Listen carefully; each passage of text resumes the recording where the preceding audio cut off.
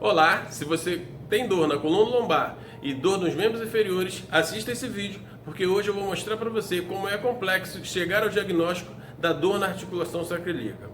Esse diagnóstico, nós dependemos de um especialista experiente para que ele possa fazer um exame clínico detalhado, com regras de predições clínicas claras para o diagnóstico da dor na articulação sacroiliaca.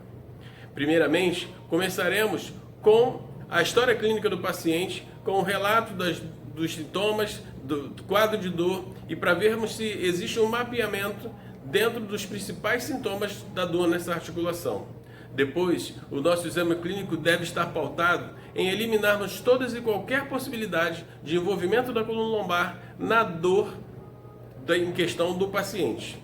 Então, assim, a gente tem que eliminar as possibilidades de envolvimento discal, de ter os distúrbios dos discos. Temos que eliminar as radiculopatias, as possibilidades de instabilidades e síndromes facetárias e também com o exame neurológico, testando força, reflexo e sensibilidade. A partir daí sim, se nenhuma possibilidade de envolvimento da coluna lombar, partiremos propriamente dito para o exame e regra de predição clínica da dor na articulação sacroiliaca. Então usaremos a regra de predição clínica de Laslett, que tem um valor preditivo muito significativo de sensibilidade e especificidade, fazendo testes provocativos para tentarmos induzir e descobrir se esses testes provocativos produzem os sintomas do paciente. Então usaremos o teste de distração, o thrust na coxa, vamos usar também o teste de compressão dessa articulação e o teste de thrust no sacro. Então, se nenhum dos testes forem positivos, eu posso praticamente descartar já a possibilidade de que essa dor venha da articulação sacroiliaca. Caso 2 testes desses sejam positivos, eu posso praticamente confirmar que essa dor está vindo da articulação sacroiliaca. Além disso, podemos também complementar com o exame de imagem. Então a gente sabe que esses exames de imagem são muito importantes, mas eles também não podem afirmar que essa dor está vindo da articulação.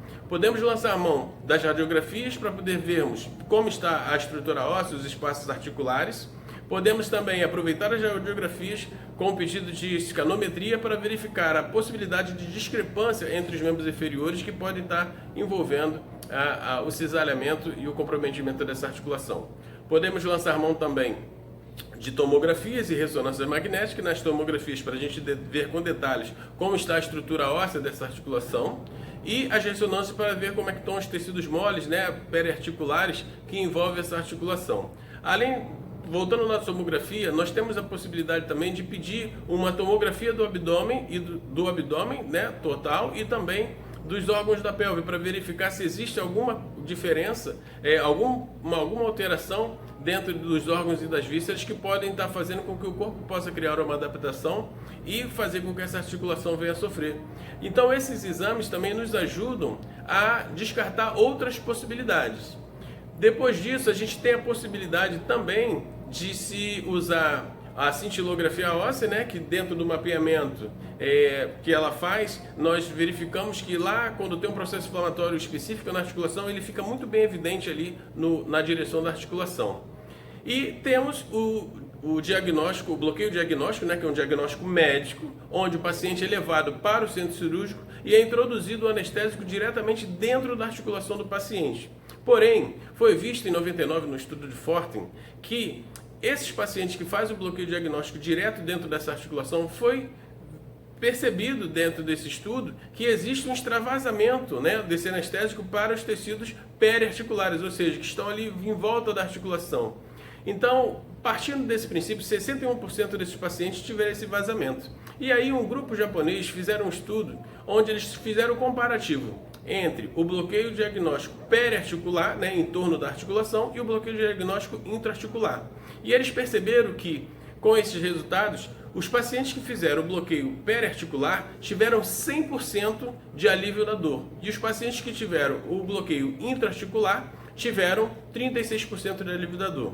Então, sabendo que esse também, como eu já falei, os pacientes que fizeram o trabalho intraarticular, existe um vazamento para periarticular, então a gente fica claro e evidente que realmente o bloqueio periarticular promove mais resultados no alívio da dor, e isso diz para nós que normalmente essa dor não está sendo intraarticular. Na grande maioria das pessoas é dos tecidos periarticulares da articulação sacroiliaca.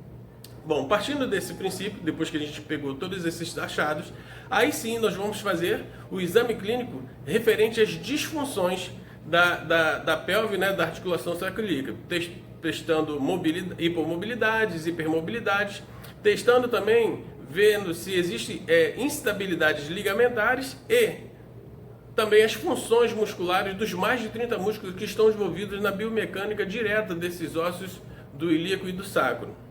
Bom, com todos esses dados, você percebe que não é tão simples e o quanto o paciente deve ser examinado, para daí sim termos a clareza de detalhes e chegarmos ao melhor diagnóstico das disfunções e se existe realmente um diagnóstico médico preciso de dor nessa articulação, para definirmos o melhor tratamento de fisioterapia para esse paciente. Então veja como é complexo chegar ao diagnóstico dessa articulação, porque, como comumente a gente já sabe, ela é muito confundida com uma dor ciática. Então, se você gostou desse vídeo, continue nos acompanhando, porque no próximo vídeo eu falarei para você como vamos tratar a dor na articulação sacroiliaca. Até o próximo vídeo.